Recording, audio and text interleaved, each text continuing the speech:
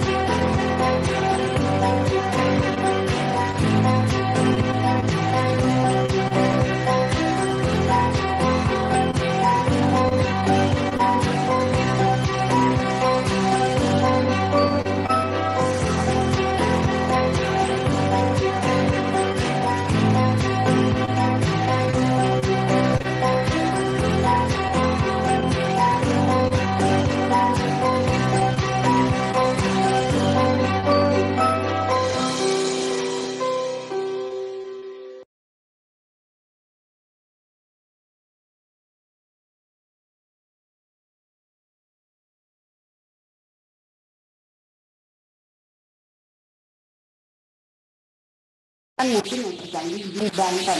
Ya, tadi pagi kita sudah meluncurkan kedokteran nuklir, yaitu adalah salah satu target terapi untuk mengatasi penyakit kanker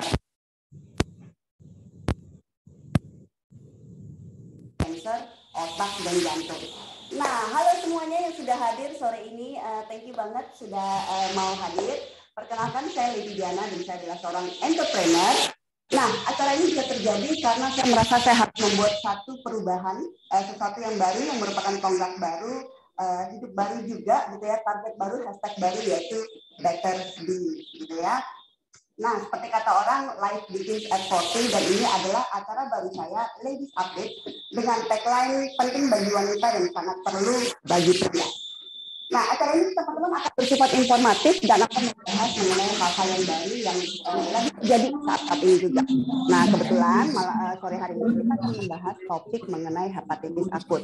Ya, sebelum kita memulai, saya ingin mengundang seorang dokter yang menangani kasus pertama hepatitis akut di Banten, dan tentu nanti ada testimoni dari pasien pertama yang dirawatnya. Namun kita mulai dulu dengan Dr. Edward, dan yang akan memberikan informasi mengenai hepatitis akut. Silakan kita saksikan video profil dari Dr. Edward.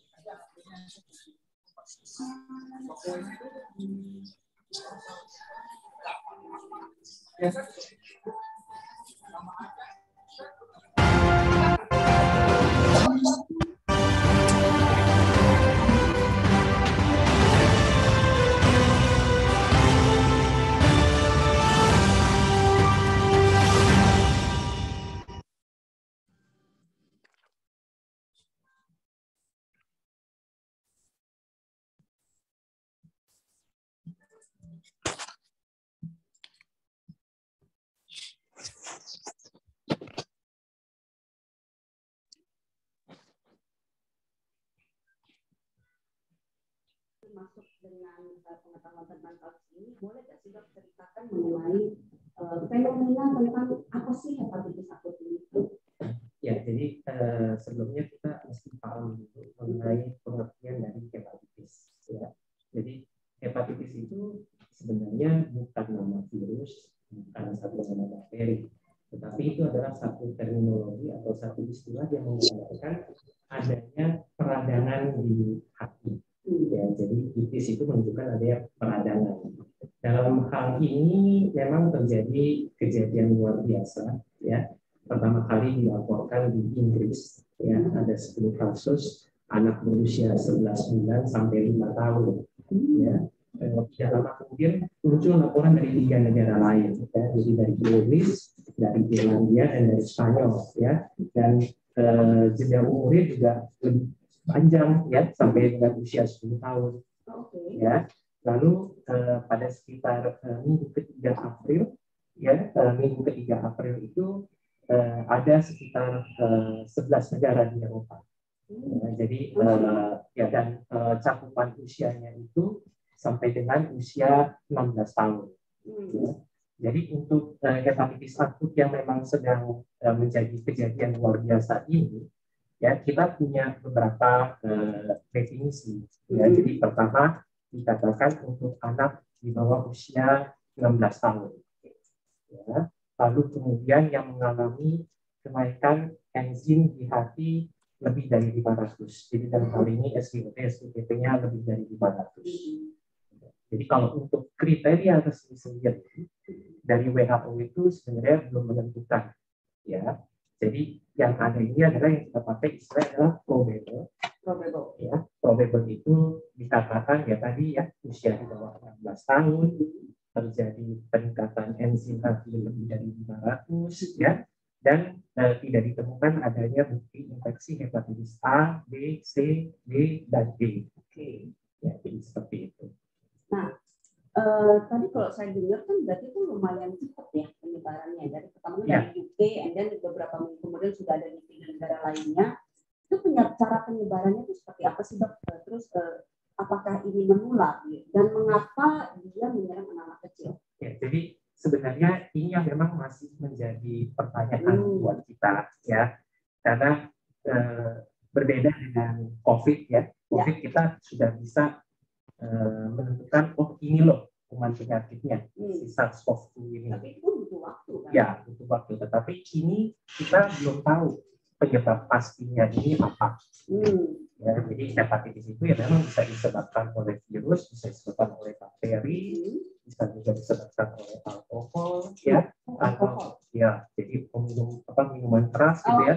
Itu juga bisa menyebabkan hepatitis. Tetapi kalau melihat dari metode penyebarannya yang seperti ini, memang kita curiga ini ada satu penyebab infeksi. Ya, kemungkinan besar memang adalah infeksi virus karena melihat prosesnya yang sebenarnya sangat akut. Ya, tetapi virus apa itu yang masih jadi tanda tanya. Jadi virus apa itu yang masih jadi tanda tanya ya? Ya, betul. Oke, kalau dari karena ini merupakan satu hepatitis akut. Ya, kalau kita lihat dari pola penyebarannya juga dia tidak secepat seperti COVID dan lain-lainnya. Ya, kalau kita lihat dari penyebaran hepatitis akut ini, seperti juga kita lihat pada hepatitis lain yang sifatnya akut, biasanya memang kita fokus pada kebersihan dan juga menjaga makanan itu agar tetap hygiene. Jadi makanan itu harus dimasak dengan baik, ya, kebersihan tangan dijaga, makan juga tidak tukar-tukaran dan sebagainya. Ya, itu penting. Berarti kata akut itu sendiri pun terjadi karena memang ini adalah hal baru. Ya, biasanya kita menggambarkan bahwa ini terjadinya beberapa hari sampai beberapa minggu. Biasanya sekitar 1 sampai 3 minggu biasanya. Ya, jadi kalau misalnya memang ada penyakit yang sudah kuning, sudah 2 bulan atau 3 bulan, ya kita tidak masukkan kategori ini sebagai hepatitis akut. Oke, nah itu pengen tahunya kenapa cuma menyerang anak kecil, Dok? Iya, jadi sebenarnya kan bermula dari laporan di Inggris untuk WHO ya. Jadi pertama-tama itu mengenai anak sampai dengan usia 5 tahun, terus kemudian berkembang menjadi 10 tahun, dan akhir adalah 16 tahun. Kalau misalnya saya ditanya kenapa hanya anak-anak, sebenarnya kita belum tahu. Ya, saat ini data yang ada mengatakan bahwa yang terkena infeksi hepatitis akut ini adalah anak-anak di bawah 16 tahun. Tapi kita belum tahu kalau misalnya nanti kemudian ada juga yang usia di atas itu. Ya. Berarti belum tentu dewasa ini terbebas dari penyakit. Ya, kita belum bisa katakan karena belum ada data. Karena belum ada laporan. Belum ada laporan gitu ya. Iya, karena pertama-tama kan dibilang hanya sampai 5 tahun. Terus kemudian beberapa hari kemudian sampai 10 tahun. Terus kemudian sampai 16 tahun. Jadi ini kita masih belum tahu secara persis sebenarnya kita berhadapan dengan. Oke. Nah, kalau boleh tahu, biasanya itu gejalanya seperti apa? Jadi kalau misalnya yang terkena hepatitis akut ini, ya biasanya gejalanya yang pertama kuning yang paling khas. Kuningnya kelihatannya Ya, dari kulit, dari mata, ya. Terus kemudian biasanya disertai dengan gejala gastrointestinal, ya, seperti mual, muntah, ya, diare. Terus kemudian itu berubah warna seperti warna dempul, ya, warna putih. Terus kemudian kencingnya seperti teh. Ya. Tetapi kalau misalnya kita lihat dari data yang ada, ternyata gejala ini juga ada beberapa pasien yang gejalanya itu adalah gejala saluran pernapasan. Yang walaupun tidak sebesar gejala gastrointestinal yang tadi. Di samping biasanya juga ada demam, ya, pasien.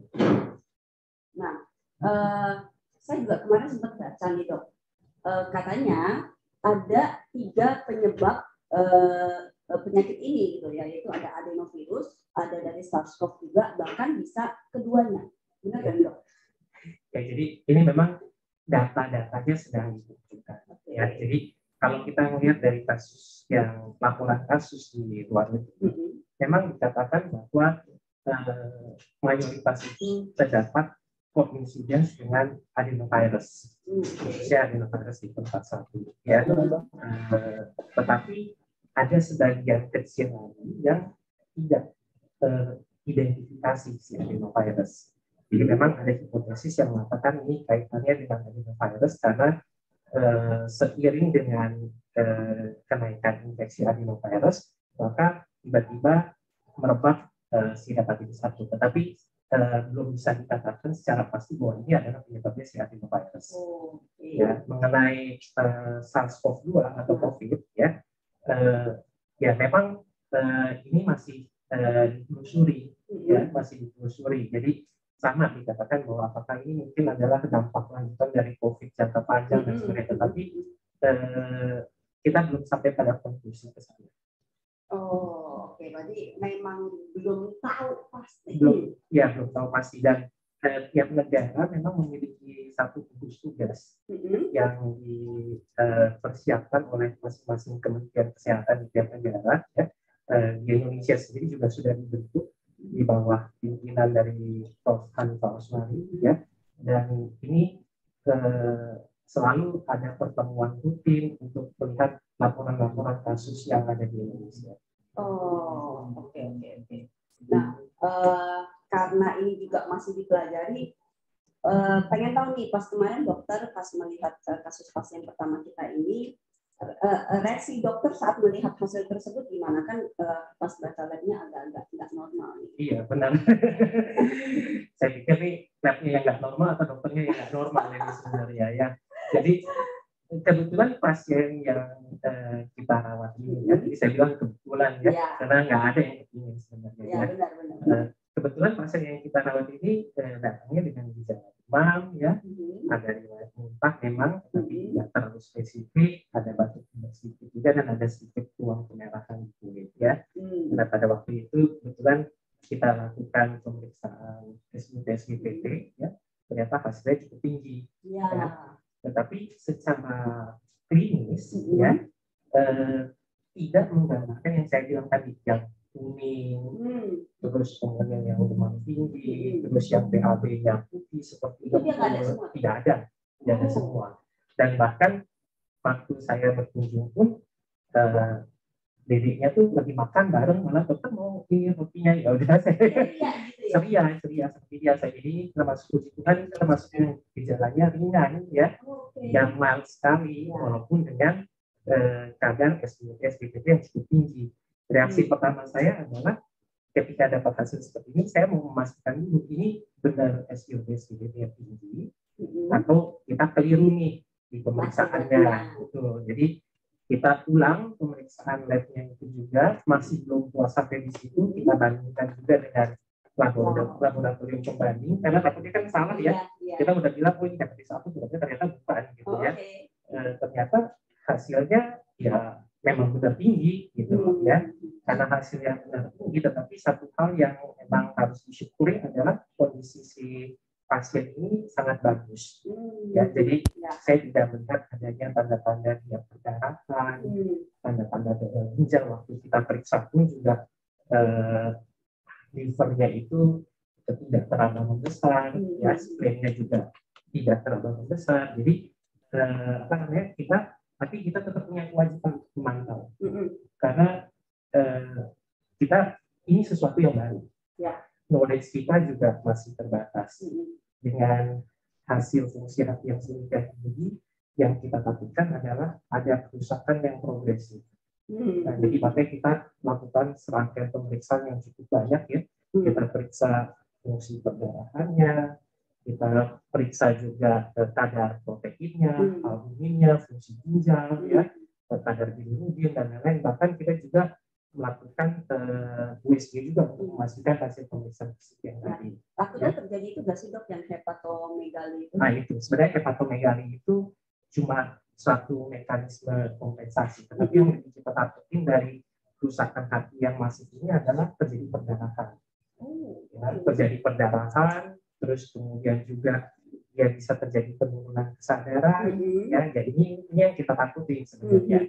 Ya, jadi makanya kenapa kita periksa cukup banyak dan kita periksa secara berkala. Ya, jadi kita walaupun hasil pemeriksaan pertama waktu itu kita periksa fungsi perdarahannya, hasilnya kebetulan bagus. Tetapi karena kita tahu ini adalah salah satu faktor risiko bahwa pasien dengan SGPT tinggi dia bisa terjadi perdarahan yang cukup hebat, maka kita juga lakukan monitor secara berkala. Oke. Berarti kayak untuk kemarin ginjal, pembekuan darah, amoniak, protein, albumin itu semuanya kita periksa. Iya, betul. Kita periksa yang memang secara signifikan meningkat itu adalah SGPT-nya. Ya, ada kadar amoniak sedikit meningkat, tetapi tidak mencerminkan kondisi fisik ya pasien kita. Oke, tapi kalau itu gini dok, kan tadi kan dokter juga menyatakan bahwa tadi kalau tes kan hepatitis A sampai E-nya negatif. Iya, betul. Oke. Namun SGOT, SGPT, enzimnya tuh menaik begitu banyak lah ya dari normalnya. Namun tidak terjadi apa tadi hepatomegali tadi. Hepatomegali, perdarahan dan lain-lainnya itu semua tidak terjadi. Tidak terjadi. Sebenarnya itu kan nggak normal kan dok? Aneh ya? Iya, aneh kan? Ya, sebenarnya jadi gini, karena kemungkinan ya yang terjadi di pasien kita ini adalah infeksi itu menyerang parenkim parunya, ya. Tetapi jaringan parunya, tetapi dia belum sampai sedemikian progresif sampai menyebabkan edema atau pembengkakan di sel-sel hatinya, di hepatositnya. Kalau misalnya sudah terjadi pembengkakan di sel-sel hatinya itu, di hepatositnya, mungkin dia akan muncul ya. Ya puji Tuhan pasien kita tidak progres ke sana, bukan karena dokternya yang jago, bukan ya, tapi ini karena memang secara naturalnya ini pasien memiliki toleransi yang sangat baik gitu loh. Berarti imun tubuhnya bagus. Kemungkinan ya, karena kita belum tahu sebenarnya penyebabnya apa. Jadi kita hanya memberikan asupan gizi yang baik, kita memberikan cairan yang baik, kita memberikan vitamin ya, dan ini kita pantau secara berkala fungsi hatinya itu dan angkanya itu secara pasti turun gitu loh. Harusnya kan kalau kita lihat dengan SGOT, SGPT-nya tinggi, berarti gini, saya ngomong deh biar teman-teman di sini tahu semua ya. SGOT normalnya berapa dok? Normalnya 50. Ya, kecil. Kemarin hasil tesnya pertama kalau nggak salah 1370. Yang SGOT-nya itu sekitar 500. Oh, 560. SGPT-nya 1300. Nah, itu beratus-ratus kali lipat ya. Harusnya dengan hasil yang seperti itu, biasanya nih. Biasa. Orang kan masuk ICU gitu. Ya. Nah, tapi si pasien ini justru ya nawarin dokternya roti malahan. Ya. Saya senang aja ditawarin rotinya ya. Jadi memang untungnya anak ini imunnya kuat. Iya, jadi memang ada beberapa hal yang kita belum bisa jelaskan kenapa ada fenomena seperti ini. Tetapi ini jadi catatan bahwa ternyata gejala klinisnya itu sangat luas sekali ya, sangat lebar sekali. Jadi dari yang sangat ringan sampai yang laporan pertama itu di Indonesia ada 3 kasus yang meninggal. Ya, jadi karena masuk dalam kondisi yang sudah tidak bagus kebetulan ya. Jadi ini yang penyakit bawaan kita nggak tahu, tetapi ini yang masih harus jadi fokus perhatian buat kita karena banyak yang masih harus dipelajari mengenai hepatitis akut. Nah, oke. Itu bahkan udah dari sampai meninggal ya. Nah, pengen tahu nih dok, gejala seminimal apa yang harus membuat kita harus ke dokter? Jadi yang seperti saya sebutkan tadi, pertama adalah kalau misalnya ada kuning, ya, terus kemudian disertai dengan mual muntah yang hebat, ya, disertai juga dengan diare, terus fesesnya itu berwarna putih dempul, ya, atau kencingnya seperti kayak teh. Kalau ada tanda-tanda seperti itu wajib harus segera ke dokter atau ke rumah sakit, ya, karena itu udah menunjukkan bahwa kemungkinan besar ada permasalahan yang cukup serius di livernya ya. Ya. Oke. Nah, dok, pengen tahu juga nih dari hasil data lab gitu ya, atau secara fisik yang bisa kita ketahui bahwa pasien ini udah sembuh untuk udah bisa dikasih dilepas pulang tanpa rasa khawatir, gitu ya. Pasti itu semua khawatir ya. Iya. Nah, jadi kita balik lagi mengacu pada definisi dari WHO ya, dan juga anjuran yang diberikan oleh Ikatan Dokter Anak Indonesia. Jadi kapan kita waspada itu adalah kalau SGLT-SGPT itu di atas 500. Oke. Ya kan?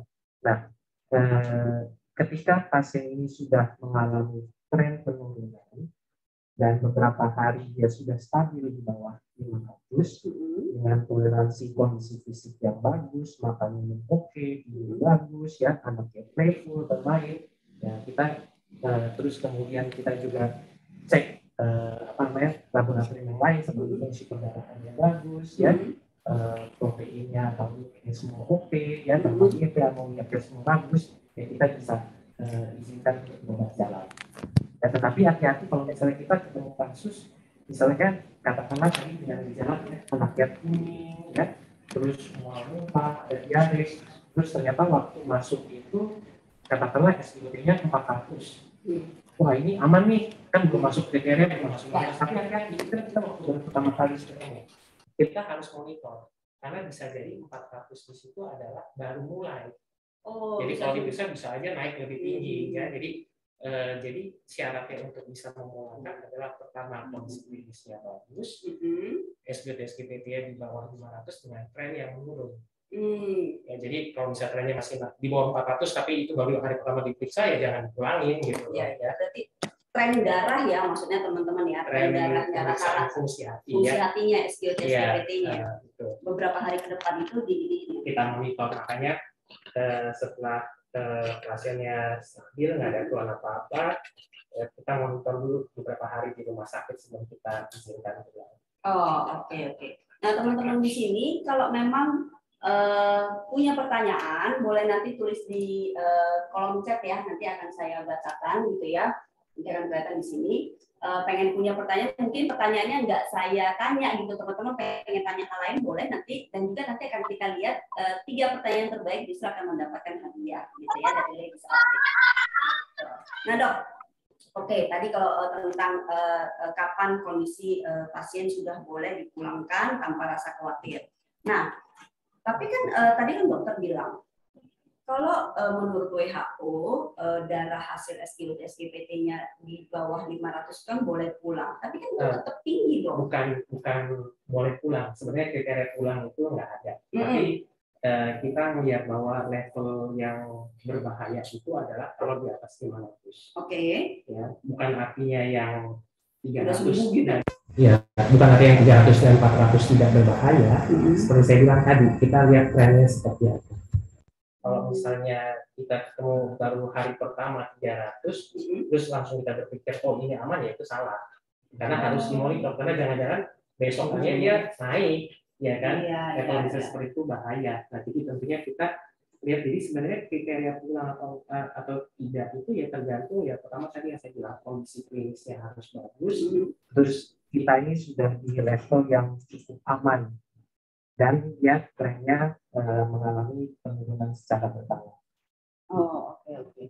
Nah, pengen tahu juga kemarin kan kurang lebih pasien dirawat di sini kurang lebih lebih sekitar 10 hari. Ya, karena kita tambah dengan observasi dia tanpa menggunakan cairan infus. Oke. Nah, obat-obat apa aja sih yang diberikan dok? Kan kita juga penasaran nih, katanya belum tahu penyebabnya apa gitu kan? Terus kasih obat apa gitu loh? Apa cuma cairan infus doang? Ya tadi seperti yang saya katakan ya, yang paling penting ini adalah menjaga kebugaran sama fisik dari si anaknya ini. Ya, karena kebetulan dia toleransi terhadap makanan bagus, terhadap cairan juga bagus, ya. Jadi sebenarnya tidak ada obat-obatan yang khusus. Ya mungkin saya bilang puji Tuhan ini pasien kita ini termasuk yang sangat beruntung, ya, karena dia bisa merecover dirinya sendiri dengan sangat baik. Yang kita jaga ini sebenarnya yang kita lakukan di rumah sakit ini adalah untuk menjaga supaya jangan sampai terjadi hal-hal yang tidak diinginkan. Berarti yang dikasih apa sih dok supaya fungsi hati cepat bagus? Sebenarnya dikasih makan yang enak biasanya itu. Ya. Nah, jadi sebenarnya memang dari daya tahan dan imunitas anak ini sendiri. Berarti memang cuma kayak dikasih vitamin, terus kalau dia batuk kayak kasih obat batuk, demam kasih obat demam gitu aja ya. Berarti kan kurang lebih kayak waktu kita zaman COVID tuh dok. Betul. Waktu Betul, kita awal-awal belum tahu nih mau kasih obat apa ya, demam kasih obat demam, kayak gitu-gitu aja ya. betul seperti itu ya. Dan sama seperti penyakit yang lain tuh apa namanya, gejalanya kan juga sangat luas sekali ya. Ya. Dari yang ringan bahkan sampai ada yang bisa menyebabkan kematian Nah, ya gitu. Nah, supaya kita kawal ya, jadi waktu di laut kita sebenarnya cuma ngawal doang, jangan sampai terjadi hal-hal yang lain. Dan caranya bagaimana dengan monitoring dia punya kondisi secara keseluruhan dan juga kita monitoring parameter-parameter di darahnya itu. Berarti kalau dianggap ini virus, cairan itu merupakan salah satu penularan nggak sih? Gini, penularan itu ada macam-macam. Ya, kalau misalnya kita bicara hepatitis B, misalnya ya, kita bicara hepatitis ya, hepatitis B menularnya memang melalui jarum, ya, melalui darah. Tapi kalau misalnya hepatitis A, itu kan penularannya lewat makanan. Ya, Jadi yang orang banyak bilang sakit kuning, ya. Jadi ya intinya adalah menjaga hygiene dari makanan, cuci tangan, ya, jangan pakai alat makan secara bersama-sama, ya, terus kemudian apa namanya, jaga kebersihan tubuh juga, ya. Jadi itu sebenarnya yang paling penting kita lakukan. Karena memang benar-benar nggak tahu ya dok ya, maksudnya penularan ini seperti apa. Oh sudah ada banyak pertanyaan ya. Oke, sebentar ya teman-teman ya. Oke. Nah, jadi benar-benar kita memang nggak tahu penularannya seperti apa, teman-teman. Bahkan obat-obatannya pun nggak ada yang khusus ya untuk hepatitis ini sendiri ya. Betul. Oke. Nah, dok, bisa jadi penularan berpengaruh nggak sih? Sejauh ini belum ada report. Belum ada report ya? Ya, sejauh ini belum ada. Jadi sejauh ini baru satu kasus besar putusan di situ. Oke. Nah, sebentar saya masuk ke bagian pertanyaan boleh ya? Sebelum saya lanjut lagi. Oke, ini ada pertanyaan, dok. Bagian deteksi awal, saya baca dari sini ya, bisa. Dok, bagian deteksi awalnya dokter, dan apakah hepatitis A dan B bisa bantu hepatitis akut? Dokter jelaskan adanya virus pada pencernaan, terus ke hepa seperti apa bisa menyebabkan hepatitis akut. Banyak, satu orang 5 pertanyaan. Dok, kita satu-satu dulu deh ya. Kita satu-satu dulu, yaitu bagian deteksi awalnya. Apakah hepatitis A dan B bisa bantu atasi hepatitis akut? Maksudnya mungkin vaksin kali ini, atau gimana? Vaksin ya? Mungkin ya. Bagian deteksi awalnya. Oke, kita lanjut aja ke nomor 2. Gini. Kalau misalnya mengenai vaksin, jadi gini, deteksi itu kan pertama-tama adalah kita lihat kadar SGOT dan SGPT-nya. Ya. Kalau misalnya di atas 500, maka yang harus kita lakukan adalah kita screening apakah pasien ini ada hepatitis A, B, C, D atau E. Ya, kalau misalnya dia tidak ada, ya, atau hasilnya negatif, kita bisa kategorikan dia sebagai kemungkinan probable dari hepatitis akut ini. Oke, ya.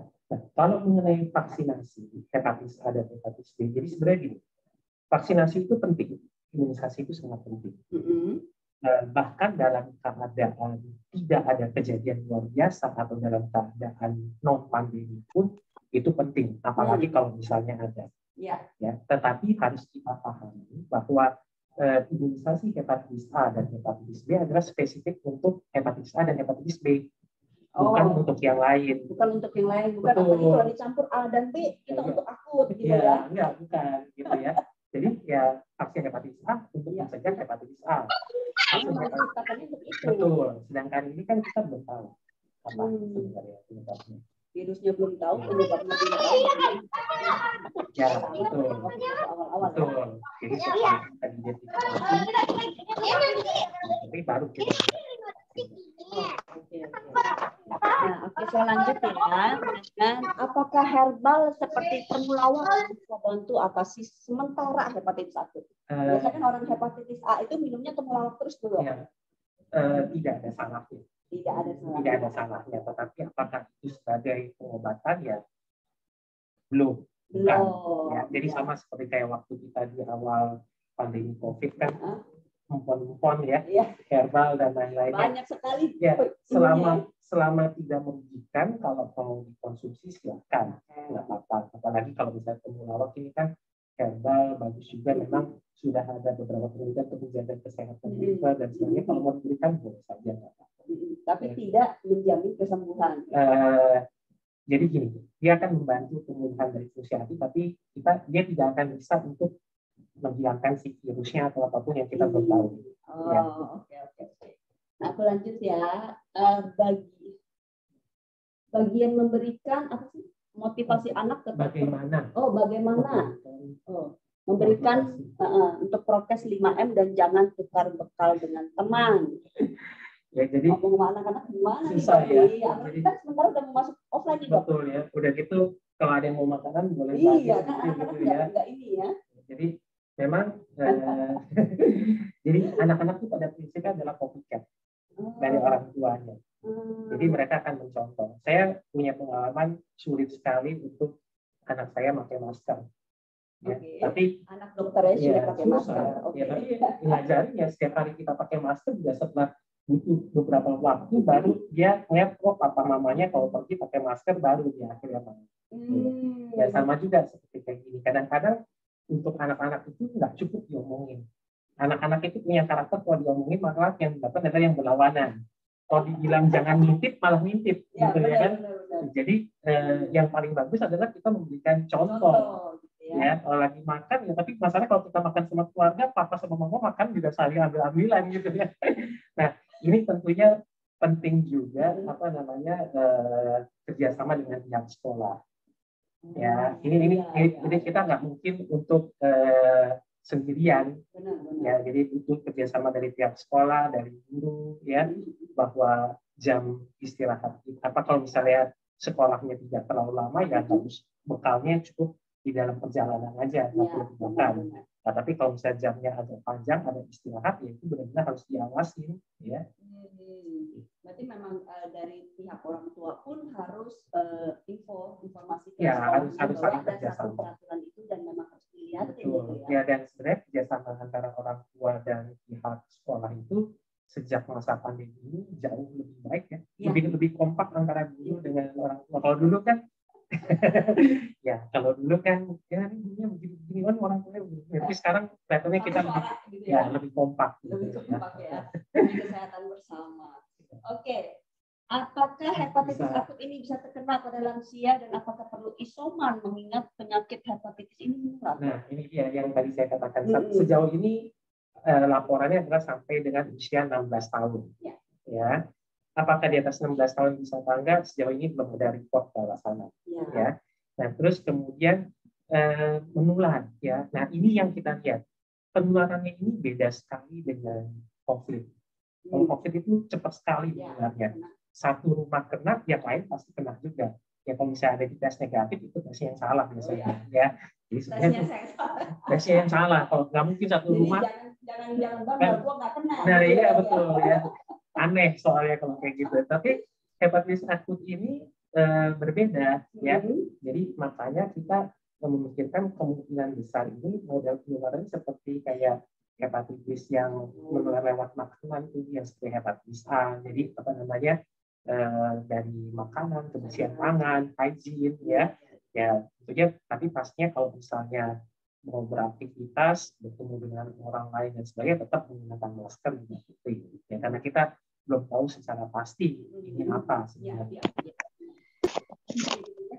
Kebersihan tetap dijaga lah, even sekarang udah dibilang lepas masker, udah mau masuk endemi. Bagaimanapun juga saya rasa sudah terbentuk ya dok ya, habit kita pakai masker, habit kita untuk cuci tangan lebih sering, bahkan kita sudah membawa hand sanitizer kemana-mana gitu ya, asal ini kayak gitu kan kurang lebih. Mau Zoom nggak pakai masker aja ragu-ragu. Iya, gimana gitu ya.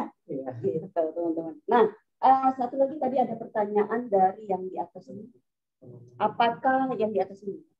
Nah, dari Margono Andi ya, apakah vaksin hepatitis harus diulang lagi untuk anak-anak dan dewasa supaya tidak tertular? Ya, jadi supaya jelas untuk teman-teman sekalian ya bahwa vaksin hepatitis itu hanya untuk mencegah si hepatitis A dan hepatitis B, bukan yang lain. Ya, tetapi kalau memang anak-anak kita belum diberikan hepatitis A ataupun vaksin hepatitis B-nya belum komplit, ya sebaiknya diberikan. Tetapi tujuannya untuk mencegah si hepatitis B dan hepatitis A, bukan untuk hepatitis akut ini.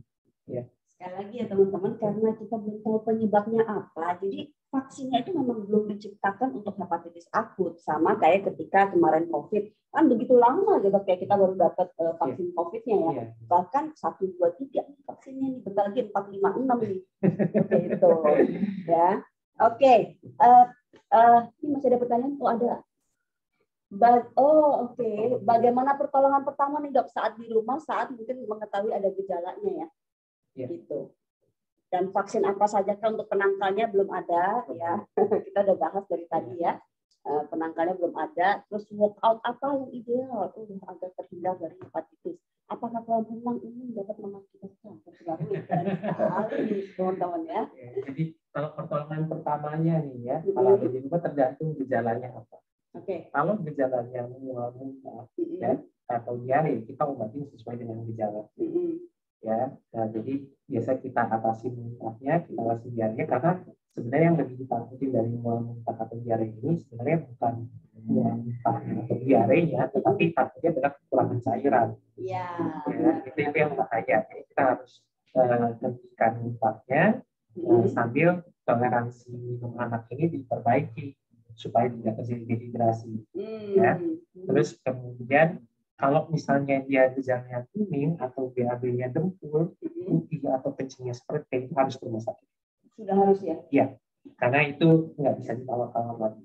Karena kalau sudah seperti itu, kemungkinan besar memang sudah terjadi peningkatan enzim hati yang mungkin juga mempunyai imbas pada yang lain-lain tadi, ya, yang fungsi ginjal, fungsi hati, ya, faktor pembekuan darah dan lain-lainnya. Ya, kita nggak mau sampai loss kalau tidak kayak gitu. Oke, jadi pada intinya kalau yang saya tangkap adalah gini, kalau udah demam naik, demamnya menurun, fungsi trennya menurun ya it's okay. Tapi kalau demamnya naik turun, bagaimana apapun penyakitnya sebenarnya bukan hepatitis akut aja, kita sudah harus ke dokter. Batuk yang berkepanjangan, pilek ataupun mual atau diare itu sebenarnya lewat dari 2 hari itu sudah harus ke dokter karena kan takut lemas, takut kekurangan cairan seperti itu ya dok ya. Nah bahkan apalagi kalau sampai teman-teman kalau lihat air seninya ya berarti ya air seninya sudah agak coklat, terus BAB-nya juga sudah agak putih, itu udah harus hati-hati, itu udah langsung harus ya dok ya. Saya sering dapat pertanyaan dari pasien, dok ini anaknya mesti dibawa ke rumah sakit apa enggak gitu loh ya. Sering dapat WA-nya. Iya. Secara prinsip saya katakan selalu begini, kalau si anak ini nggak kencing dalam 6-8 jam, minum juga sulit, ya karena mungkin dia muntah terus atau anaknya lemes sekali, jangan nunggu dokternya praktek, langsung bawa ke rumah sakit. UGD langsung ya? Langsung UGD atau ya kalau misalnya ada dokter lain yang praktek, bisa langsung ke dokter yang lain, jangan nunggu jadwal saya praktek. Ya kasihan anaknya kalau kayak begitu. Iya. Tapi kalau misalnya, ya dok nih anaknya mencret tapi kencing sini 2-3 kali, terus minum juga masih mau, terus anaknya masih main-main, ya masih godain kakaknya atau adiknya, oke, kita pantau aja dulu. Ya, tapi kalau ada tanda tadi, sebaiknya langsung bawa ke rumah sakit. Intinya kalau udah lemes, apalagi kalau udah lemes itu udah cepat-cepat harus bawa ke rumah sakit, gitu ya. Oke, nah dok, sebelum saya lanjut, tadi ini dulu deh, habis dulu nih, olahraga apa yang ideal dok agar terhindar? Olahraga yang tidak terlalu capek ya, yang seimbang lah ya, disesuaikan dengan kemampuannya, karena tiap orang kan kemampuannya beda-beda. Ada yang 10 kilo seperti kayak jalan kaki, ada yang 10 kilo ngos-ngosan gitu ya. Jadi jangan yang sampai membebani fisik secara berlebihan. Ya, mengenai kolam renang, takut tertular ini ya karena akan minum air di kolam renang ya. Tapi kan air di kolam renang udah dikasih kaporit semua ya. Ya kita sama ya, permasalahan kita belum tahu ini jenisnya apa ya. Sama kayak banyak ini juga muncul kalau waktu saat pandemi COVID. COVID menular nggak nih kalau kita berenang? Ya kita bonus ya, kita nggak juga ya. Sampai ada kolam renang tutup dok gara-gara COVID gitu ya. Karena rumornya di kompleks saya juga gitu. Oke. Nah dok, pengen tahu juga nih akhir-akhir ini kenapa sih banyak jenis penyakit baru bermunculan gitu? Contohnya kayak COVID yang cukup mematikan. Terus endemi rumosae tiba-tiba ada hepatitis lah, ada cacar monyet gitu. Iya.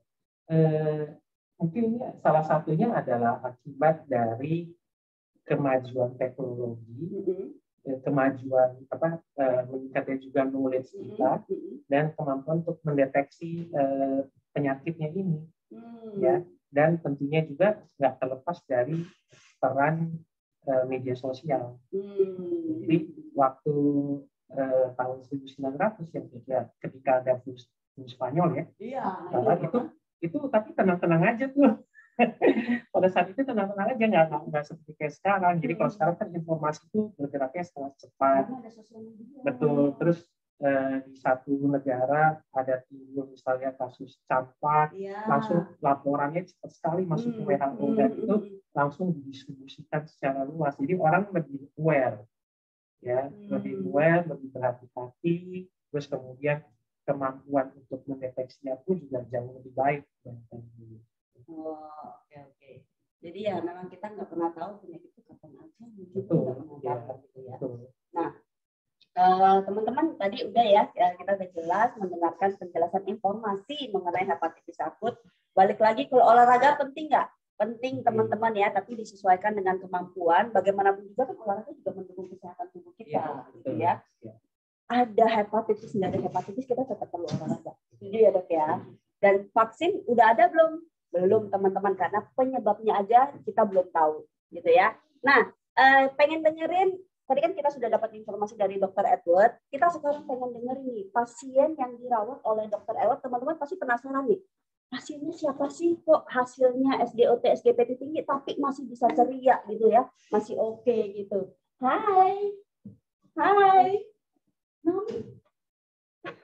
Yuk, Bing, silakan, ini ada orang tua. Ya, boleh. Oh. Sorry ya teman-teman ya. Ini ada orang tuanya pasien yang dirawat tadi, teman-teman, namanya Vivi. Kita pengen dengar nih, silakan ya, Vivi. Nah, aman ya. Oke, hai Vivi. Oke. Pengen tahu nih, Vi, tadi kan kita udah dengar dari Dr. Edward bahwa informasi mengenai hepatitis akut itu seperti apa. Nah, tapi kan Vivi nih pengen tahu dari sisi orang tua. Sebelumnya Vivi tahu nggak ya penyakit hepatitis akut ini sebelum terkena? Tahu. Sebelumnya udah tahu. Tahu, tapi maksudnya nggak kepikiran sampai anak kita kena gitu. Oke. Nah, pas tahu si Naomi itu kena. Nah ini loh teman-teman, yang ceria tadi itu yang nawarin dokternya roti, gitu ya. Hai. Pas pertama kali Vivi tahu kan pasti kayaknya sedih, bingung gitu ya. Pasti kan. Pengen tahu how you handle it. Bagaimana cara lu mengatasi perasaan lu itu, gitu kan? Kita kan mama panik, tapi bingung, tapi pengen ini, pengen itu, tapi gimana sih? Biasanya kita mikir sendiri dulu nih sebelum kita kasih tahu ke orang-orang. Yang paling pertama sih udah pasti ngambil waktu untuk kayak kita berdoa dulu lah ya. Lalu karena ini banyak yang anak blazing, banyak yang orang tua angkatnya, jadi kita discuss gitu dengan banyak orang tua angkatnya apa yang harus dilakukan anaknya seperti ini gitu, karena yang masuk ke dia itu hanya susu gitu loh, maksudnya 2 hari itu nggak masuk susu, jadi kita bingung, air putih pun dia juga bisa kayak susah nelen gitu kan, gimana ya jadinya, mau masuk rumah sakit juga susah nggak ya gitu, dipersulit nggak ya kalau cuma gejalanya seperti ini doang gitu kan. Gejalanya apa nih waktu awal tuh ya itu demam Sabtu Minggu, lalu nggak mau makan, nggak mau minum susu, kan dia tipenya seperti ini ya, cerianya setengah mati ya. Jadi dia tuh benar-benar diem di satu ruangan terbuka tuh, dia diem doang, itu udah tahu pasti sakit. Oh oke. Gitu, jadi kayak dia nggak ada untuk mau lari gerak gitu, dia nggak mau. Jadi kalau misalnya tahunnya anak sakit udah ketahuan pasti dari caranya dia. Gitu ya. Jadi dia kayak kalau tiba-tiba diem berarti ya something. Oh oke. Karena dia emang nggak bisa diem gini gitu biasanya. Iya. Nah, Gitu. sekarang sih kondisinya udah oke banget ya kalau gue lihat dari kemarin. Bukan oke lagi sih sebenarnya kalau dokter ya. Dari hari kedua tuh sebenarnya dia oke dok ya. Cuman kan yang kita takutin kan emang dari enzim si SGLT tersebut. Tapi kalau sebenarnya secara anaknya oke luar biasa gitu ya, benar-benar semuanya. Yang bahkan yang ngambil darah beliau pun harus 4-5 orang loh. Dengan tubuh lelaki yang tahu sendiri sini kan yang ngambil darah kan yang cowoknya itu udah sebesar-besar badannya. Itu harus handle dia tuh 4-5 orang. Dengan anak 12 kilo lah. Gitu. Jadi kayaknya kalau diabetes gitu kayak nggak mungkin ya dok ya. Gitu kayak amazing banget sih. Jadi bisa kayak gini ngelakuin apapun dan nggak ada kuning. Nggak ada penyakit yang lainnya, nggak ada, benar-benar nggak ada. Tapi si Naomi ini maksudnya sering traveling nggak? Atau sebelum pandemi? Iya, sebelum pandemi 10 bulan aja udah ke Korea sama Hongkong, ke Korea sama Jepang dia. Udah anak jalan-jalan. Jadi dalam perut emang udah anak jalan-jalan. Sudah anak jalan-jalan. Jadi emang suka jalan, tapi pandemi itu 2 tahun nggak jalan kemana-mana gitu. Tapi masih ada ke mall, ke apa? Oh, ke mall, ya harus. Gitu ya. Harus. Ya. Ke mall harus karena even kan dia kan ada gangguan sedikit dengan bicaranya ya. Dia agak speed delay. Jadi saya mengajak dia untuk karena 2 tahun sudah corona, dia nggak berbaur dengan siapapun gitu. Jadi saya pengen dia punya interaksi dengan banyak orang. Gitu. Jadi kayak mainan Peletopia itu salah satu wajib seminggu minimal 2 kali. Jadi teman-teman kalau tiba-tiba ini ya itu dipencet-pencet sama Naomi. Itu salah satu anak yang harus sambil ketawa. Mana Naominya? Oke. Kalau kita ngomong kemarin sama temannya itu pas pertengahan Mei. 16 Mei. 16 Mei gitu ya. Apa sih yang paling dibutuhkan sebagai parents gitu kan? Itu kan pasti juga masa-masa yang struggle juga gitu ya. Kita menyatakan yang paling pertama sih di sini aku sebagai orang tua tuh yang apalagi orang tua panikan ya, mungkin dokter Ebi juga ngalamin pasien terbawel Bu Vivi ini yang benar-benar. Jadi di sini mau ngajak buat para ibu yang mungkin di sini juga lagi ngalamin anak sakit atau rumah sakit manapun. Yang paling pertama cuma mau bilang tetap percaya, maksudnya Tuhan tuh pasti selalu kasih jalan. Yang kedua, ibu-ibu semua jangan pernah takut untuk ke rumah sakit karena doktrin ibu-ibu itu banyakan yang jangan ke rumah sakit nanti biaya mahal, cuman begini doang ke rumah sakit gitu. Nah solusinya itu ya makanya kalian tuh semua harus sejak dini seberapapun juga disisihkan untuk bisa punya insurance untuk anak kita. Oke. Jadi emang itu udah wajib ya karena yang saya alami juga kenapa saya protek banget dengan Naomi ya karena sebelumnya Naomi itu yang miracle banget gitu untuk Naomi itu ngalamin keajaiban sekali. Yang ini yang kedua kali sih buat saya. Jadi kayak di sini saya ngajak ibu-ibu yuk kita kuat yuk meskipun sesusah apapun kita Tuhan tuh ada di samping kita. Jangan pernah takut dan ibu-ibu yang lain ayo rangkul sama-sama. Jangan dijolimin, jangan ditanya pertanyaan yang tidak memanusiakan manusia. Benar. Dan jangan menuduh seakan-akan ibu ini nggak benar loh, ngajak anaknya ke mall atau apa gitu. Jadi kita lebih memanusiakan manusia yang sedang membutuhkan kita gitu. Karena memang nggak pernah tahu ya sih ya. Maksudnya nggak ada yang tahu siapa yang mau lah intinya kan nggak ada juga ya. Betul. Sama seperti ceritanya COVID gitu ya. COVID juga siapa yang mau, siapa yang tahu. Bahkan kalau kita nggak salah lihat ingat nggak sih? Awal-awal orang kena COVID tuh orang ketakutan. Betul. Tapi makin kesini ya udah makin biasa gitu ya. Kalau nggak kena COVID malah lucu gitu kan. Malah aneh kalau orang nggak kena COVID gitu kan. Jadi kalau di sini saling support aja sesama semuanya. Ibu-ibu semuanya, orang tua, mami-mami, apapun kejadiannya boleh kita mau tahu, tetapi jangan terkesan kayak kita memojokkan orang tua tersebut gitu, karena mereka juga nggak pengen anaknya sakit gitu sih. Gitu. Kita kesini juga karena pasti kita butuh, gitu. Saya juga cuma mikir, cuma 1-2 hari lah ya demam mungkin DBD gitu kan, karena ada ruam. Iya, bintik-bintik ya. Kok besoknya tiba-tiba dapat kabar segitu? Dokternya pun masuk dengan nggak percaya, ini anaknya gitu. Iya dok, ini anaknya. Kenapa dok gitu? Ini anaknya, iya benar gitu. sampai dipegang hatinya berkali-kali nggak ada pembengkakan sama sekali. Iya, tidak terjadi pengembangan itu ya. So, perasaan lu sekarang gimana nih? Saat udah dinyatakan, oke, sekarang Naomi sudah lebih baik daripada sebelumnya, terus hasilnya juga membuktikan bahwa sudah oke gitu loh. Sekarang kan terjadi pemantauan, jadi saya pengen tahu perasaan lu sekarang. Untuk aku sih berani ngomong ke sini pertama kali, memang aku sendiri yang minta ya.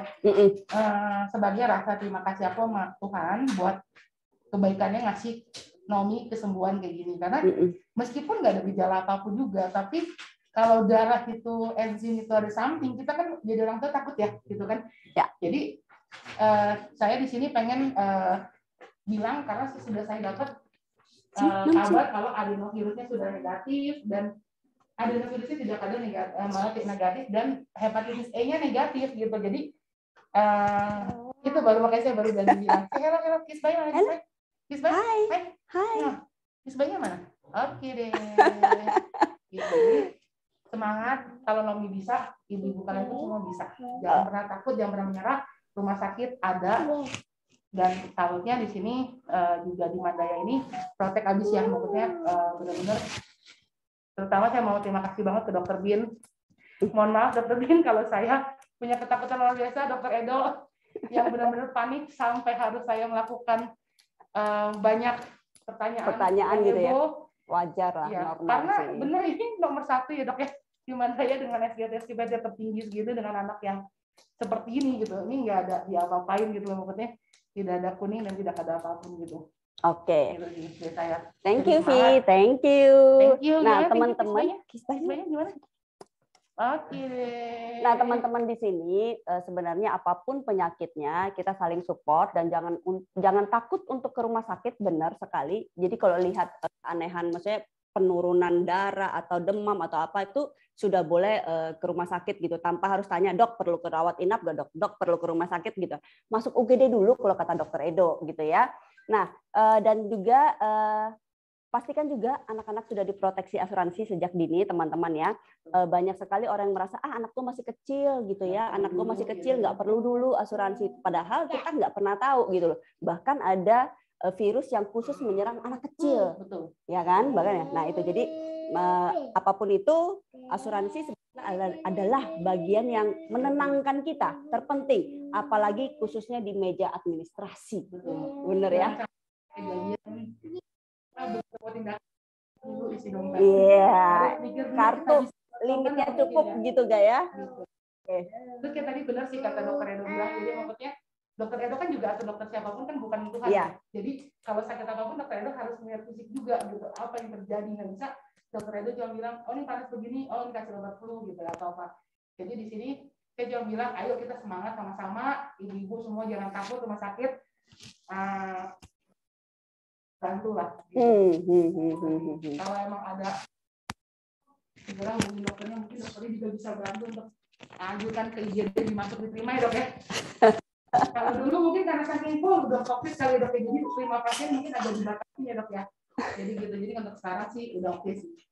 Nah, teman-teman yang ada hadir di sini, kalau memang diundang oleh agen asuransinya, boleh silakan menghubungi agen asuransi yang mengundang, atau boleh kontak saya juga di IG, di DM saya, teman-teman, di Dead Lady Diana tadi ya, sesuai di ininya, Dead Lady Diana, ya. Nah, ini katanya dok, masih keburu gak ya? Kita mau ada satu pertanyaan nih dok. Janji singkat kata si Hana. Waduh, ini saya nanti pilih para ini nanyanya dapat ini nih ya. Saya kasih voucher GoPay teman-teman ya. 100.000 untuk 3 orang. Oke, silakan. Hana mau bertanya? Ya, dokter, saya mau tanya ya dok. Saya sebenarnya masih bingung. Kalau hepatitis A sama B saya ngerti. Sebentar kalau ya, saya... karena suaranya kecil Hana. Oh ya, halo kak. Halo dokter. Ya, halo. Dokter, udah jelas belum? Nah, sudah. Oke. Dok, saya kan udah jelas. Misalnya hepatitis A, B, sama C, saya udah ngerti. Tapi kalau yang D sama E, apaan itu ya? Saya tadi lupa nanya waktu di kolom chat. Tolong jelasin ya, itu maksudnya kenapa sih kalau C kan biasanya orang terkena, misalnya ganti-ganti jarum suntik, biasanya orang narkoba ya, atau transfusi darah. B juga sama sih sebenarnya. Kalau A sih sebenarnya aman. Tapi D sama E apaan ya dok? Itu aja kali dokter. Terima kasih. Salam sehat. Ya, jadi terima kasih ya Bu Hana ya. Jadi hepatitis A dan hepatitis E itu sifatnya adalah hepatitis yang akut, ya. Jadi yang sedangkan B, C dan D itu adalah yang kronis. Biasanya kalau hepatitis D itu selalu nempel sama hepatitis B. Ya, kalau hepatitis B-nya negatif, biasanya kita nggak lanjutkan ke pemeriksaan hepatitis D. Karena nggak mungkin si D berdiri sendiri tanpa si B. Oke. Jadi seperti itu ya. Tapi B, C, dan D itu yang kronis, yang sifatnya tahunan, yang kadang-kadang kalau di orang dewasa bisa menyebabkan cirrhosis ya atau liver ya. Terus kemudian kalau yang A itu yang akut, yang kalau di anak-anak sakit kuning tuh ya. Ya seperti itu. Kalau E dok? Sama akut. Oh akut A. juga ya? Iya. Sama seperti A gitu ya. Berarti memang yang bahaya itu di B, C, dan D ya dok ya? Ya sebenarnya A dan E kalau misalnya dia akut tapi dia sampai kuning ya bahaya juga. Jadi ya sebenarnya itu dia yang kita harus jaga. Semua penyakit itu kalau tidak ditangani dengan baik ya yang ringan pun bisa jadi berat. Oh oke. Bisa jadi hepatitis akut yang misterius ini jadi F nih dok kayaknya dok. Nanti kita tanya ke ya. Oke, thank you teman-teman. Nanti akan saya kontak. Berarti tadi ada siapa? Ada Hana, ada Salvira, ada Margono ya. Boleh kontak ke IG saya @Lidiana. Nanti tolong kasih nomor handphone teman-teman di DM. Nanti akan saya kasih voucher Gojek lagi, sorry, GoPay teman-teman ya. Oke, thank you teman-teman. Kita sudah 1 jam bersama dengan Dr. Edward dan juga tadi dengan Vivi dan Naomi gitu ya. Kita doakan semuanya supaya negara ini tidak ada lagi virus-virus yang aneh-aneh ataupun kalaupun ada semoga cepat dapat vaksinnya, cepat semua dokter di sini bisa dengan cepat menyembuhkan ataupun setidaknya meminimalisirkan lah dok ya. Seperti itu. Thank you banget sudah hadir semua di sini. Kita akan bertemu lagi nanti di acara Ladies Update. Nanti akan saya share lagi. Kita mungkin akan membahas hal-hal lain nih dok ya. Seru ya sekarang ya karena saya pengen banget membuat teman-teman di sini semua aware nih dengan apa yang sedang terjadi di Indonesia khususnya gitu ya. Oke, thank you teman-teman. Kita jumpa lagi. Saya Lady. Dengan Dr. Edward. Kita ketemu lagi. Bye. Thank you. Mohon izin.